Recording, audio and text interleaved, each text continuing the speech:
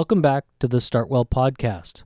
For this episode, we're sitting down in studio at StartWell on King Street West with Eric Joyal and John Sinopoli from the Ascari Hospitality Group.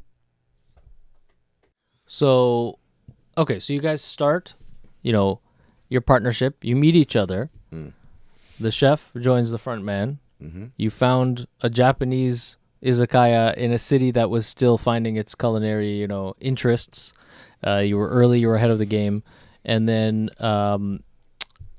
50 staff, suddenly you're a whirlwind of a operations nightmare with that restaurant. And when it ends, very quickly you find something that's a bit of a kind of a slower pace that's more manageable, and you start having fun.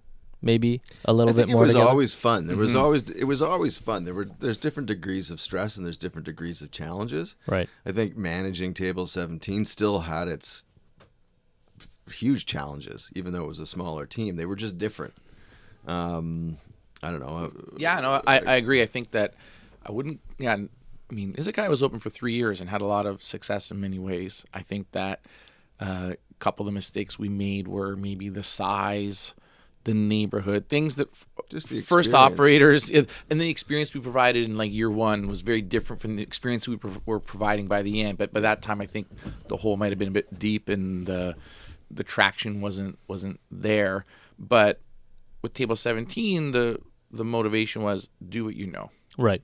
And we knew the food and experience we were going to provide there. Like, it was a very European continental cuisine that was rooted in Italian and French, and an experience that Eric and I are both very familiar and comfortable with. Not that we weren't familiar with the izakaya experience. We were. Because you lived in Japan. I did live in Japan, and Eric was very familiar with a similar concept in England when he lived there. And I think that the challenge was, how could we communicate that experience where people were going to believe us that this was, and with Table 17 was a lot easier because of our backgrounds and our roots, and so like people walk into an izakaya and it's a white guy saying "Onishimasu," and they're like, "What the hell is going on?" We did, of course, have very strong Japanese team in the back of house and the front as well. Like, we had, and to be honest, at the time too, there was a fraction of the Japanese immigrants in Toronto than there are now. Like, now there's a whole community of young Japanese people who own restaurants and do that and bring their culture here. At the time, wasn't the case. So I remember they came to us like there was like one little 5-page Japanese newspaper in Toronto, and they had us featured a couple times, and that helped us get some great employees. But Table 17 was a change in pace in a few ways. Like, we went to a neighborhood. Yeah. We're making personal relationships and connections with our clientele. Those were lasting relationships. It's very different from the St. Lawrence Market neighborhood experience, which was more touristy, more like, daytime people, and then they would leave and go home. And there was a few people that lived around there, but not like now. So going to a neighborhood, it was a different approach to connecting with your clientele. 100%. Yeah, lots of lessons, I'm sure, as restaurateurs coming from being the neighborhood restaurant and having regulars actually live around the corner and think of you as something that they rely on in the neighborhood too. Yeah. Well, I mean, as restaurateurs, those lessons are every day. They continue to this day. Right. We're still learning lessons every single day. Because it's such a hydra business. It's so dynamic. Yeah. And so Table 17 lasted, or it's still around? No, we had Table 17 lasted till 2000. It went from 2008 to 2016. Okay. Yeah, so it's just about 8 years. Just under 8 years. Yeah. And then was that the point where Ascari was born? No, that had been born a couple of years prior. 2011. End of 2010, I believe. Yeah, so we opened December 2011. Was it? Yeah. 3 years after. It's all a blur. 3 years after. Yeah, 3 years after we opened Table 17, a businessman and landlord that we knew who also owned restaurants said, "Hey, I got this space. Come take a look." And then we kind of immediately knew what we wanted to do. It was a great compliment to what we were doing at Table 17, and it was still a small neighborhood restaurant, which was great. Mm-hmm. We knew we were good at that now. And then from there, Ascari, let's bring it up to the last couple of years, but like up till like 2019. Where did you guys see, I guess, 2018, 19, where did you see the future for Ascari being? Was it a brand that was going to extrapolate into becoming a quote unquote, hospitality group as now? That was always the intention. Okay. I think. I mean, things evolve and you have different ideas about how you want to, forge ahead in the future. But we always thought that the Ascari brand was really, really strong. Right. It represented a lot of things that are close to both of us. And so, yeah, we always had the feeling that Ascari Enoteca on Queen Street East was not going to be just that. There was going to be more to it. Right. And so it evolved, but it's taken different turns along the way. Like we opened Ascari on Queen Street, then we opened a bar called High Low, again, like right across the street from Table 17. So we had these Right. three little places in the East End, and then we got involved in the development of the Broadview Hotel. Oh, I didn't even know that. Yeah, we were we developed the the F&B program for that hotel and we worked on that project for a long time, probably 2.5 years before it opened. So now tell me what you know about the history of the Broadview Hotel. Oh, we know a lot. We were there from like the demolition through the entire build and a lot of the history because, as the operators, we were deep into the story of the project, right? And right. as the F&B portion of the operators there. So, yeah, there's a lot of history. It's I forget the super guy. interesting. I forget the guy that the name of the gentleman that actually built what is the Broadview Hotel today, but it's been a few years. But Dunham, I think, was Dunham soap company. It was a soap. He was a soap manufacturer in the East End. My great grandfather was a soap man. Oh yeah. Oh, wow. And so the East End was this really sort of the turn of the last century, or I guess like the late 1800s. Queen and Broadview area was a really sort of cool, hip and happening place. There were lots of hotels. There were vaudeville theaters. It was a lot of action around there. And that's where a lot of like, traveling salesmen would go. And that's where that would be the sort of the hub before they would cross the Don Valley and go into Toronto to sell their wares and do whatever it was. The Brooklyn of Toronto. Kind of, yeah, very much so. And this guy Dunham, I forget his first name, but anyway, built this place. And he shortly thereafter, actually moved out to Alberta, and he was the first person in Canada to drill an oil well in Alberta. Wow. Yeah, it's pretty cool. That is very It's been a interesting. long time since I've gone through that all the history there, so some of it I've forgotten, but the Broadview Hotel and that particular neighborhood of Broadview and Queen has got a really, really rich history. And it was also home to the original cycling club in Toronto, like cycling racers in the winter. On like the top floor, they had like an oval track that they'd practice Of that on. hotel. Yeah, it wasn't a hotel at the time. It didn't become a hotel until the early 1900s, like 1910 or something. Yeah. It was like an office building. It's called the Lincoln. The Lincoln, yeah, they called it the Lincoln Hotel. That was the name of the first when they converted it to rooms. But previous to that, it was like a bank on the main floor, offices, and the top floor was the Royal Canadian Cycling Club, which was an offshoot of the famous Royal Canadian Curling Club, which exists across the street. But the Royal Canadian Curling Club started on the frozen Don River, just like half a kilometer away. Right. And then so that area was like very An rich active, and furtive. Yeah, very active socially. Place. And across the street on the south side of Queen there would have been Sun Life Field, which is a great, huge baseball stadium where I believe like some of the greats like Babe Ruth played in at the time. And and like there's a lot of cool sporting cultural history within a kilometer of that building. So the south on Broadview, I know we're getting a little bit off topic, but south of Any Queen- topic is a topic. Oh, cool. Is the topic.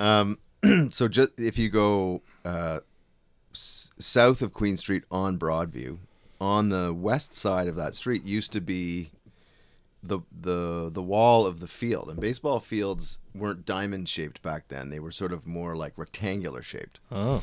And there's photographs of people that would come down and watch the baseball games down there, and they would line the fence of the field with their horse and buggies, and everybody would be standing and watching the game on top of like the horse carriages. Wow. Yeah, like it's the amount of history about Toronto in general, but particularly in the East End of Toronto, all the changes that have happened over the last like 120, 150 years. Right. It is fascinating, and I hope it doesn't get lost because it's really, really And of course, cool. the more recent history before the Broadview Hotel was Jilly's. Of course, many people of our generation will remember that. Yeah. I never venue. went. I never went there. Yeah, never. I'll say it on camera, on microphone.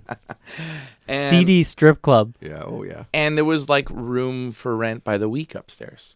So the demo was very interesting, and there was many rooms with 15, 20 layers of wallpaper on the wall. And as the designers peeled back the wallpaper, they found some cool patterns that they incorporated into the design of the actual hotel, which was really fun. And but really, the building was stripped to the bricks. Not even the framing, all the wood, it was all gone. They re-poured everything below. They dug out the basement. The whole thing was refooted, and the structure was created anew because they added, of course, the rooftop bar. And it was an incredible construction project to be a part of, and to see and help design the back house portions and the dining rooms, and to try to bring a vibrancy back to that cultural hub. And I think that project really did a lot for the neighborhood and establishing it as an important cultural location in Toronto.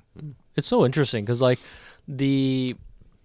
to be part of that recycling of history, in a sense, where maybe obviously because these are young cities here in Canada, Toronto and East Toronto being not that old, but in its foundation years, having so much of this colorful kind of life in the neighborhood, and then it fall into dilapidation, and now the pinnacle property being, or one of the pinnacle hospitality properties in the neighborhood being this hotel that was a strip club at its, I don't know, lowest, highest. It depends on the night you're having. It was a cabaret for 30, 40 years we're talking. It was the longest running thing in that building was Jilly's, in its lifetime. Yeah. Very successful without business.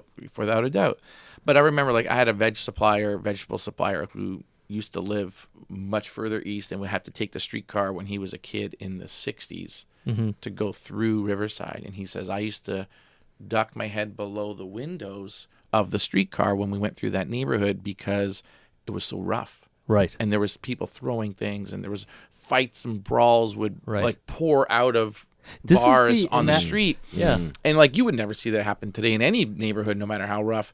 And he's like, oh no, it was rough. Beer bottles being tossed at people on the street and stuff. He's like, yeah, you duck down and make yourself unseen going through that neighborhood on the streetcar till you cross the bridge back into the downtown Toronto. This is always the aesthetic impression I've had of that neighborhood. Still to this day, there's a little edginess to it, that kind of, I don't know, it's interesting. It's not so edgy. Little kind of soft curves, I'd call them today. Yeah. And you guys have seen that but again. But even, when we opened Table 17 in 2008, there was still some solid grit there for sure. There were needles to be cleaned up in the backyard for sure. Right. Yeah, it was a definite, there was some action happening there. And even when we were renovating, we'd have guys come down that had nicked 5-gallon cans of primer paint, and they'd be trying to trying to sell us the primer paint while the shopkeeper from 3 blocks away was hustling down the street trying to get his primer back. So there was definitely some interesting times, but that neighborhood's changed a lot. I mean, it's a phenomenal neighborhood. It's tons of young families. There's lots of great stores and restaurants, and you walk around there on a Saturday afternoon, and it's got a really cool sort of village vibe to it. And what's cool is there's a lot of characters that still live there that connect the past to the present. You've got George, who owns the barber shop. He's been there minimum 45 years, and he plays chess in his window. I mean, he's a staple. And you've Ronnie, who Ronnie used to shovel it. He's got to be about 90 now, but he still buzzes around in his walker at 1,000,000 miles an hour. Yeah. And until about 5-6 years ago, he was still shoveling the front of our businesses for $15 a shot or whatever it was. It's pretty cool. And he's been there. He's been living in. He's literally. I think he's very close. He was born in that house, and he was born in that house on Degrassi. He's in his 90s. Yeah, not Degrassi. No, he's on Salter Street. So there was a place in the storefront of Table 17 before we took it over was a place called Newell's. It was one of these like neighborhood bars where they sold like fried ham sandwiches. Diner, yeah. Labatt 50s for $3.50 a bottle. Right. And like, you know, the neighborhood colorful people would go in there. Ron had a chair in there with a plaque that said the mayor above his chair. And like, it was an institution, right? I remember one night we're at Table 17 and it's like, I don't know, dinner service is kind of slowing down, 9:30, 10 o'clock, like on a Wednesday. And I'm standing there chatting with Mikey, our bartender, longtime employee. And this dude walks in. He's kind of looking around like confused. And he's like, He's like, is this Newell's? And we're like, oh, it used to be Newell's. Yeah, like a long time ago. And he's like, oh, man, I wanted my first beer to be at Newell's. I'm like, what do you mean your first beer? He's like, I just got out of jail. He just got out of jail. Just got out of the can. He's like, wanted to come right back to his favorite drinking hole and have a beer. Fantastic. And like everything had changed. Like I'm like, wow, this guy's world is different. When we first opened there, the Don Jail was still open. Yeah, Don Jail was still open. It's not. No, it's a hospital now. Yeah. Yeah. I don't know. I just have a shudder walking by that building. But so guys would get like released from the Don Jail and they'd wander down to Queen Street and they'd be looking for a couple of pops. Have some drinks before they steal some primer and go back in the slammer. Exactly. Yeah. Wow. The color. So that whole like rich experience of being in the East End, right? Having 3 at the height, maybe 3 locations at that time. That's right. What had you wanting to bust out to expand out of the neighborhood, or was that not even a thing? It's like I just think there were other opportunities that presented itself, and we had most of our businesses in the East End, and that was great. And I think we'll always have a presence in the East End for sure. Right. But we saw opportunities to sort of branch out, and we always sort of felt too, and whether this is misguided or not, but being in the East End, we always felt like we were overlooked. Okay. The work we were doing, the product that we were putting out, the type of hospitality, the type of employers we were, or continue to be, and both of us always felt like, as soon as you get over the east of the Don Valley, you get no respect. And we wanted to. I think part of it. I think part of it was probably a bit of ego too. Like let's go downtown. Let's go to the West End and see what we can do. Mm-hmm. Before we even opened something in the East End, we actually opened another Leslieville restaurant at which still operates Gare de l'Est. About 4 or 5 years ago, we opened that at the corner of Carlaw and Dundas, attached to the Crows Theatre, which is the first dramatic arts theater. Built in years, and it was built like in Leslieville. So as you can see, like Leslieville continues to like drive arts and culture forward in a way, and that's been a great project for us. And it's in like you could walk from Ascari Enoteca to Gare de l'Est in about 10 minutes, but totally different concept and different vibe and a bit of a different neighborhood and quite. Actually, it's a French brasserie, pretty different clientele too, and very different clientele. It's very super interesting how that, different clientele, and I mean, of course, there's some parallel regulars, and so we had High-Low Bar still, we had Ascari Enoteca, we had Gare de l'Est, we had moved on from the Broadview Hotel. We're like, okay, so like someone called us with a project in the West End. We're like, okay, is it time? Is it time for us to like not be in this neighborhood anymore and do some other things? And I think it was time for us to do that. We were 12, 13 years into the business, maybe more, 14 years. And we didn't want to be known as just the guys who have restaurants in the East End. The East End Mafia. And not that we don't love operating there. Like, honestly, we're super grateful to all of the clientele that continue to like support us there. Yeah. But how many places can you open in one 15-minute walk? Right. It's so interesting. So then I guess King Street was the Ascari King Street was that's the West. One. Okay. That's the only, I shouldn't say the only, but that's the only restaurant we have in the West End. Interesting project, right? Like talking entrepreneurially as operators, new build that you guys are on the retail level of. So it's entirely new, which means that you weren't like Table 17 style inheriting anything. You had to build it from scratch. that experience itself, I guess after the hotel project, probably, you had some chops in that. Yeah, we'd done Side it. of I mean, things. we did it with Gare de l'Est as well. We did it with that was a similar thing. Because that was brand new as well. Izakaya was a pretty very close to it. I mean, it was a retail store, but it didn't have anything that would. Mechanically, that was a from scratch build. Yeah, exactly. Yeah.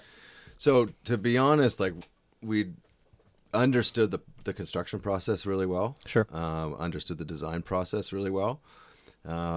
So it wasn't, we went into that project with our eyes wide open.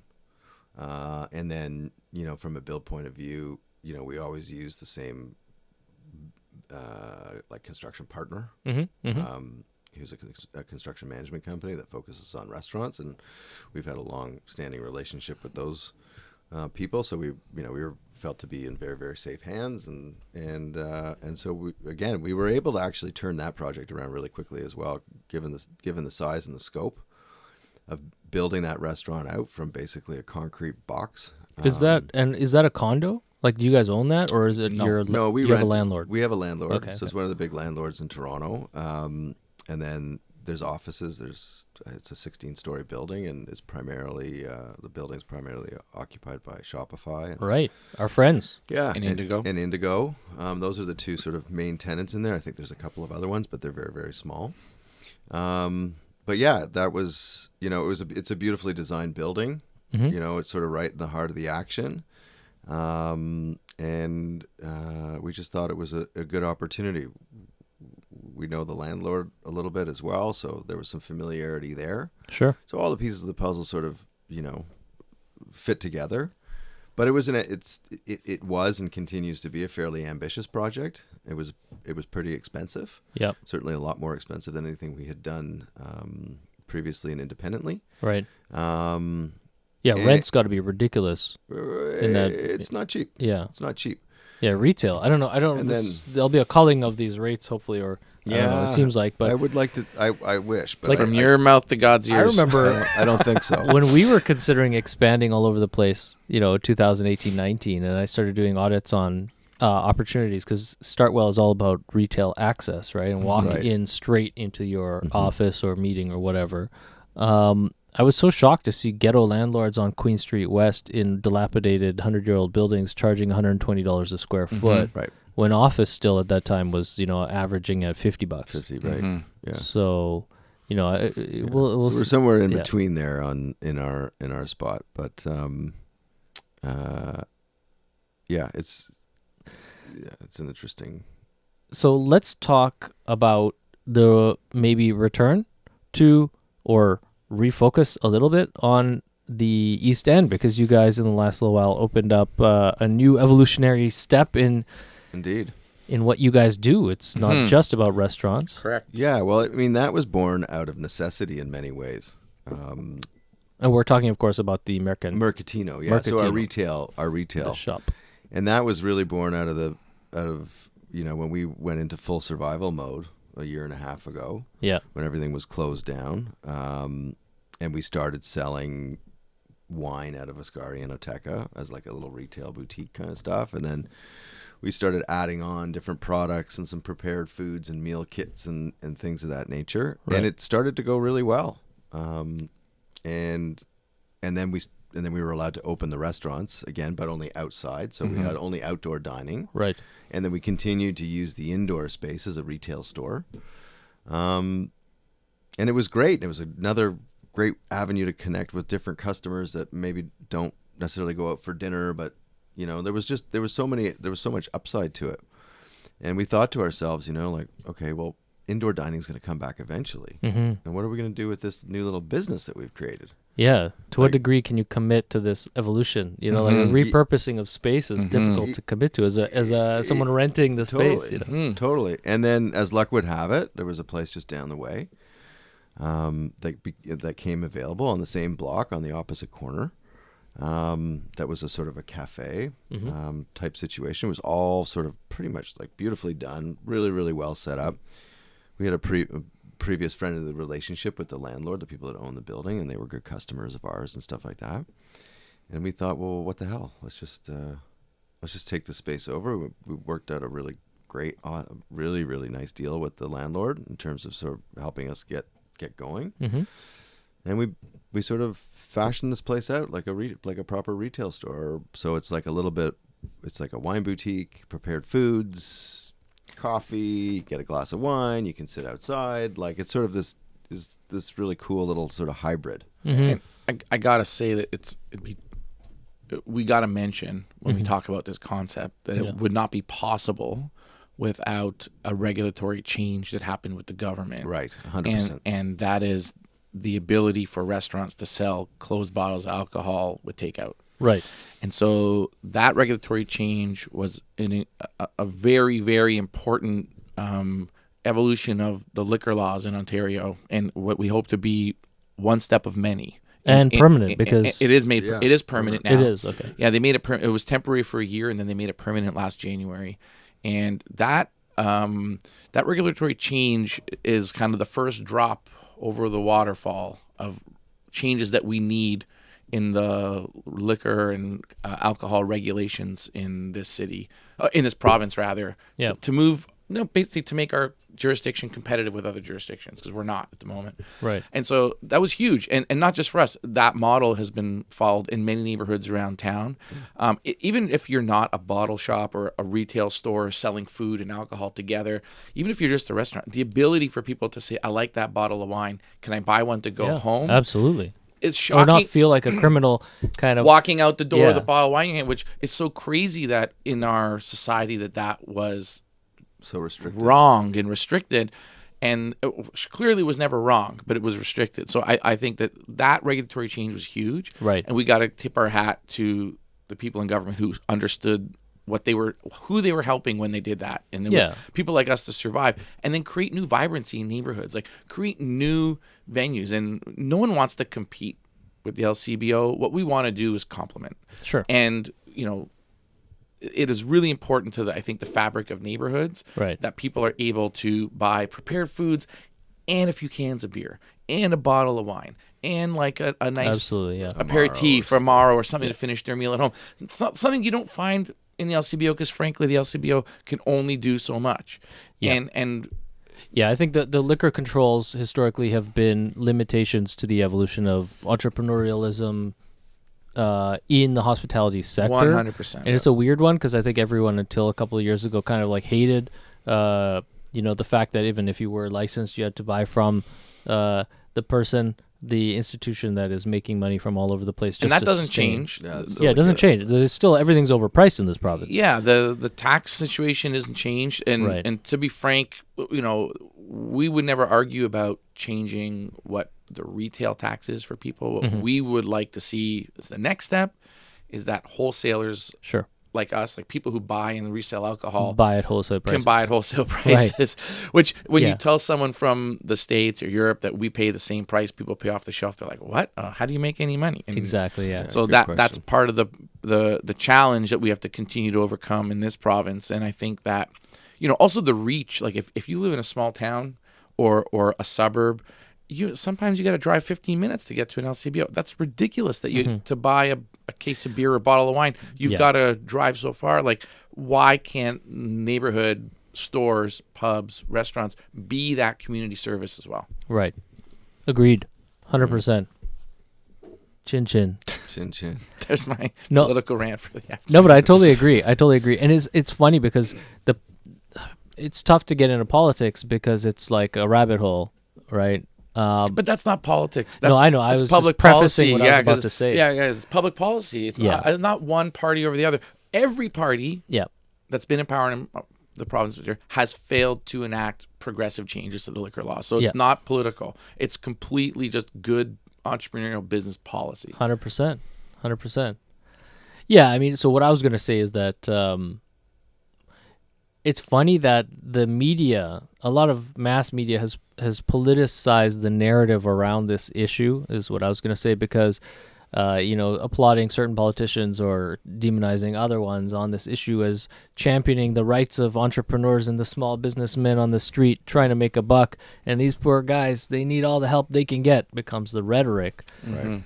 When the truth is, at least from my vantage, that macro optics are really the issue, getting over people's fear paradigms, Yes. educating the population differently than perhaps, could have happened as the pandemic measures, protection measures were rolled out and scare tactics became the norm. Right. And I think that's the thing that's going to have lasting effects on this industry, is like promoting the ability to get back to that neighborhood vibe, no matter where you are in the city, across the board, to encourage pedestrian interaction with retailers.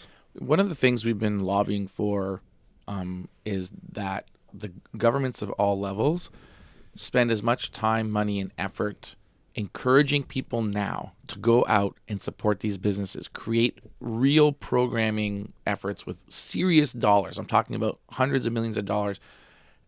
Spend the same money doing that as they did telling people to stay home. Yeah. Because they did the damage to and rightfully so. I'm not complaining about telling people to stay home at the right time, Right. of course. But now that damage is ingrained in our psyche. We need to Get out of that, shift it. And governments have a responsibility now to say, hey, if you're double vaccinated, go. Exactly. Spend your money. Yeah, have fun. Have Relax. fun. Chill out. Like give these people their livelihoods back. And we see it all over the world. Like a good chunk of my career history was in music, and I partnered with the BBC on music festivals in England, right? That was one of our stop dates. London, Bombay, New York, Toronto were the dates, or the annual cycle that I'd go on around the world. But yeah, in England, you're seeing a return to festival life. Yes. And that was a place arguably harder hit, than Canada ever was. And continues to be. Right. But they've found a way to get on with their life. Right. And that's what we have to do here. I know, it's still tenuous, and there's still, the future's somewhat uncertain, but Sure. But there's a certain point at which we have to just live our lives. Yeah, and say, hey, there has been, and whatever, the solution exists to the problem that we scared you all about. And exactly, if you're double vaccinated, and this is like, again, applause for the measures of vaccine passports, where it becomes Agreed. something that helps the unvaccinated It encourages the unvaccinated. encourage them to get Agreed. vaccinated. Politics aside, around people's fear paradigms on either side of that issue, for those who are, absolutely get together, do your thing, right? Don't limit your ability to interact with each other. I think that's the big thing for us anyway here at StartWell, is like, we really want to see people being able to collaborate and innovate, and that comes from working together. It's not from, and you can't do it over Zoom. No, honestly. Like that has its purpose and time and place, and it's useful, but it's not a 24/7 thing. The days of the Zoom meetings all day long are certainly, for me, they're done. Oh yeah, and it's like I was telling you guys before we jumped in the room, right? Is that we're seeing an evolution as StartWell. We're seeing an evolutionary step in the, I guess, operational mechanics of businesses, small businesses, particularly medium-sized, some publicly listed large companies with thousands of employees like Shopify, who come to us saying, okay, look, we're not sure what's going on right now. We want to be remote first, right? And we want to do that not to shed OpEx, because that's just douchey. Like, a lot of people have done that, and a lot of our tenants did that. A lot of our member companies did that at the beginning of the pandemic. They were like, yay, we can wash our hands of this operating expense that's called rent by making sure that the slaves, do their work from home all day long, all night long, and answer emails at midnight. But at the same time, with every company that, is of that ilk, there are so many that have woken up in the last little while saying, you know what? We'd love for our staff to be able to not think of 2 or 3 weeks a year as their holiday time. Right. Be able to say their career and their belonging to us as an organization facilitates their lifestyle as they want it, and make holiday, work, life all more congruous by giving people the freedom to commune when they want, as long as they're getting what they need to get done. It's interesting. I think you could take the same approach to a more macro level of like planning, because I think what we've realized with the pandemic is that it may have been a mistake in cities like Toronto, where there's a neighborhood to work, there's a neighborhood to live, and there's a neighborhood to play. Right. That we see now is a huge mistake because the businesses in the neighborhood where you work are devastated. Yep. And the business in the neighborhood where you live are thriving because no one left their house. So like the core in Toronto, like the fact that nobody lives there, like of course there's some buildings, I shouldn't say nobody, but like the fraction of real estate there for living versus office is minimal. Yep. And there's a real, I think, movement now, and there should be continued movement to rezone, to change the way we think about the core in those buildings, and maybe take an approach like they do in Japan where every neighborhood is work, live, play. Yeah. There's bars on third floors of neighborhoods, and then there's the next door building is an apartment building. Next door building's an office building. Well, I think a great example of that type of thinking actually is what's being built just down the way here, the Well. Agreed. Oh, the Well, which that is massive where the complex. Agreed. Because that's a perfect example of business, like offices, retail, and residential. It's the biggest sort of mixed use project of that nature in Canadian history, as far as I'm aware. It's literally millions of square feet. Currently the biggest construction project in the country. Yes. I love that kind of stuff, but I do also think that it's fucking horrible in the sense of shopping mall culture that is so pervasive in North America. What we want to see, as someone who waves the placemaking flag and actually used to work with the Project for Public Spaces in New York, one of the great advocacy organizations historically pushing this movement of a return to cities, right? The Jane Jacobs, William White kind of stuff is like, we want to see street life evolve, you know? And it's not just about like our patios allowed to be open or blah, blah, blah. And that takes planning, that takes will, that takes... But it means people who live in neighborhoods understanding that in order to keep their neighborhood vibrant, they have to participate. They have to have offices there too. They have to let people like rezone a couple buildings, and they have to allow certain things to happen there that they traditionally wouldn't love, and maybe some mixed use or higher density stuff, so that the pressures of urbanization even out. Because right now, especially in Toronto, they're concentrated in these very, very small pockets, and I think it makes for a very artificial and challenging way to live and also do business. Right. Because as a business person, you're like, oh, well, you have a restaurant like, say, Etobicoke Lakeshore, where it's all condos. Like, the only thing you can do there is nighttime, and like there's no office. Like, I imagine lunch there might be dead, and then in the core, people close their business at 8 p.m. because everyone's gone. Right. Like, that just doesn't, like, why, if you're paying rent all day long, you should be able to create demand 24, like the whole day long. It's challenging to do that given the zoning and the delineation that happens in our city. And I think it's the next step of maturation of the urban concept we think of as Toronto. Yeah, because we've got so many historical ills that plague to this day our rate of evolution in this city. And I think the GTA concept is so problematic. For so many reasons. Yeah, because it takes away the character of every neighborhood outside of actual Toronto. And then the popular, there's this popular aesthetic, tip the hat to people like Drake, who kind of sell the, let's call it a brand. It's not Toronto, it's the Six. And they're selling this brand of something that's an Instagram lifestyle. It's King Street West, it's bling bling. Bling bling, as my daughter says. She says, "Daddy, look at this bling bling. It's not a bracelet. It's bling bling." It was different when the nightlife was in the clubbing district, and was College Street. Those two neighborhoods had character for their purpose in a sense, and then the hybridization of that kind of like dining, nightlife, photo-worthy. I'm so cool in a global context that's homogeneic aesthetic. Kind of also robs it kind of robs the neighborhoods where that part happens from authenticity, from also pedestrian participation, blah, blah, blah. Yeah, I don't want too much of anything in one neighborhood. I think that's what's great about, say, like Riverside, where we open Table 17. It's a real mix. There's people who work there during the day. There's film studios like 5-minute walk away. Right. There's like a historical neighborhood to our north. and there was also some industrial stuff not too far away. And I think that's the kind of mix we need. Yeah. You know, if you think of the most vibrant neighborhoods in New York, you think of like Soho and West Village, and these are neighborhoods that have everything going on. Cities within cities. Yeah. Whatever the depth of experience is. Yeah. Yeah. Yeah, I mean, hey, we're trying to bring that experience to this neighborhood. Toronto learned its lesson with the nightclub district in, you know, where the old fashion district there, where it turned into only clubs in those old abandoned buildings for 10 or 15 years. And we saw the problems that brought. And now they're like, no.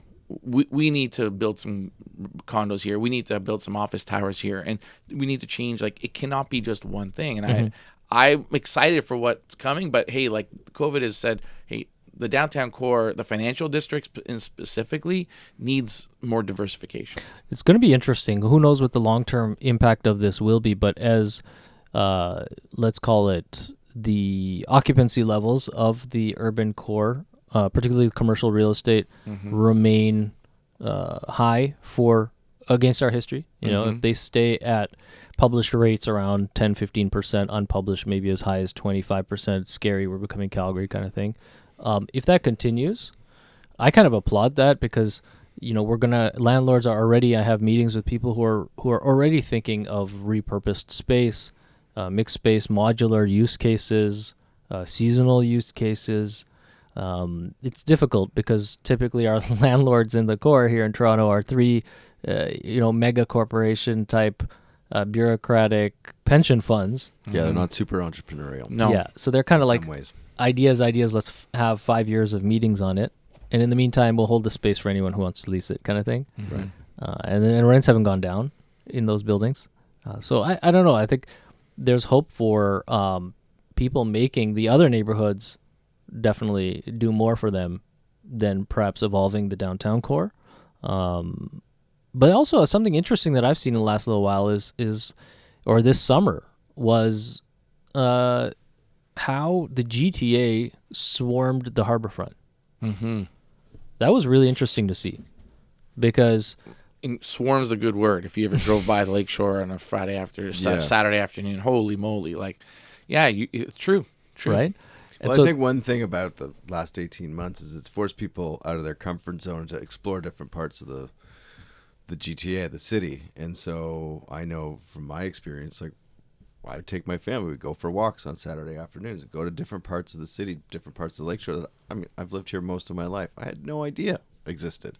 Yeah. And so that was one good thing, is like that discovery of, you know what, there's a lot in the city to see and to do and to get out and to experience that, you know, when you can sometimes be stuck in your little neighborhood and not be forced to explore. But, you know, during COVID, you know, there's only so many times you can walk around your own neighborhood. It's like enough already. Like, and it's let's reconditioned. Go somewhere else. Yeah, and what's cool is that it's kind of taught people about the value of neighborhoods. So hopefully people do seek out other neighborhoods to participate in, you know. Yeah. I definitely agree.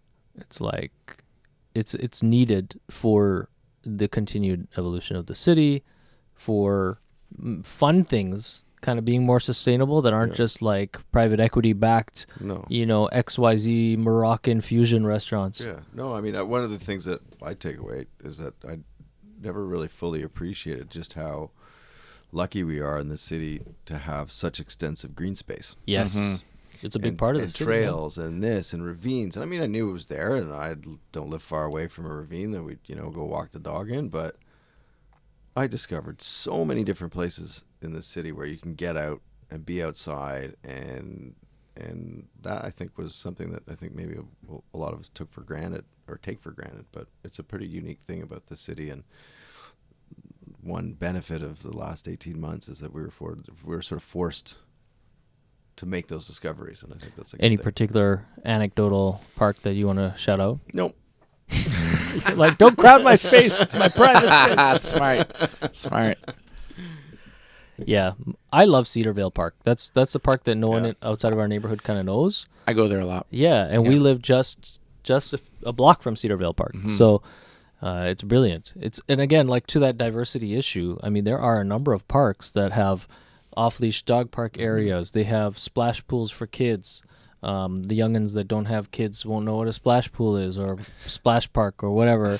but there's water you can jump in and out of, and then tennis courts, right? There's tons of stuff. Sports places, private spaces. There's a lot of really nice parks. I agree. Yeah, and I know Eric's got 3 kids. I have a little one, and I've discovered every splash pad in the city. Yeah, like man, you need to. I can't go to the same one again. Give me a new splash pad. Yeah, because you need to invent new games for each one. And yeah, it's been interesting. I did enjoy discovering the lake, especially westward, like Tobico, Mississauga. There's a lot of great parks with actual beaches. Yeah, that like little mini kind of private beaches. Like people know about them, but they're not swarmed like the lakeshore in the downtown. And that was lovely. And we invaded a lot of neighborhoods this summer, and made some noise and had some fun. Yeah, no, I think it's great. And again, there's a cool kebab place here. I need to check out this kebab joint. Right. And I call Eric. I'm like, dude, there's a cool kebab. Like we like that kind of stuff. And like, yeah, wait. When you say kebabs, what kind of kebabs are you talking about? This was Afghan. Yeah, Afghan kebabs.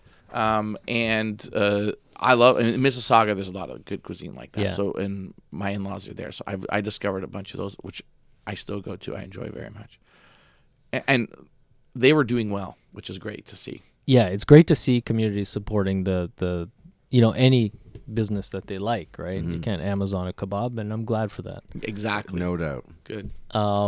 Absolutely. So I think we'll definitely have you guys back. I want to do I've been saying this for a while, but I'd like to do more of these that kind of bring different voices together from different industries so we could compare, what's happening in the city specifically, and the neighborhoods that we exist in. It's nice to know that you guys are down the road. I'm glad that was part of how we came together, and to know that you're still post-pandemic down the road. Still kicking it on King Street. Still grinding it out. I know, right? What can we do? That's all we can do. That's it. One day at a time. Awesome. For anyone that is watching or listening to this, anything you want to shout out about things that you welcome people to participate in at any of the restaurants, the shop, or even hires? Because I know that's an issue. Oh my God. Yeah. Anybody looking for a job, come see us. Like for anything. Yeah, we'll train you. Any kind of doesn't job. Matter. Well, It doesn't matter. It is a challenging. You want to be a cook? We'll figure it out. We'll labor train you to market be a out cook. there for sure. It's a challenging labor market. I would say that we've become a company now that's not just about restaurants. You know, we develop during the pandemic. We really developed our events and catering company, and we do. Of course, we delved into the virtual events deep, Right. And right. Became very good at that, continue to do that. But also, we're now good at like not just corporate catering like we did before, but really good events like wedding. We've done a couple weddings already this fall. People are getting back to 100-person weddings. It's great. We're getting leads every day for weddings. Yeah. So we're welcoming people to celebrate again. Come into the restaurant, come into the store. Basically, whatever your comfort level is, we now can service you in terms of food and beverage, whether it's 100%. Walking into a store, buying some prepared food and a lasagna or some of our handmade pasta and a bottle of cool wine, or it's sitting down for like a 5-course dinner at a Scari and having the whole experience. Yeah. And we're not, we're back in many ways, and we're as one of our new employees said, we're leaning into things again. We're not being tentative about our menus. We're not being tentative about our service. Right. We're leaning into it. We want people back in the restaurants. We do what we need to do to make sure everybody's feeling comfortable and safe and all that. But the vibe is back, and we're totally leaning into it from a food point of view, from a service point of view, from a wine point of view. No more half measures. We're getting back to business, and we want people to come in, have fun, be blown away, and provide hospitality experience that we've been working towards perfecting for 17 years. We've been telling our customers, our staff for a decade and a half, we're in the good times business. Yeah.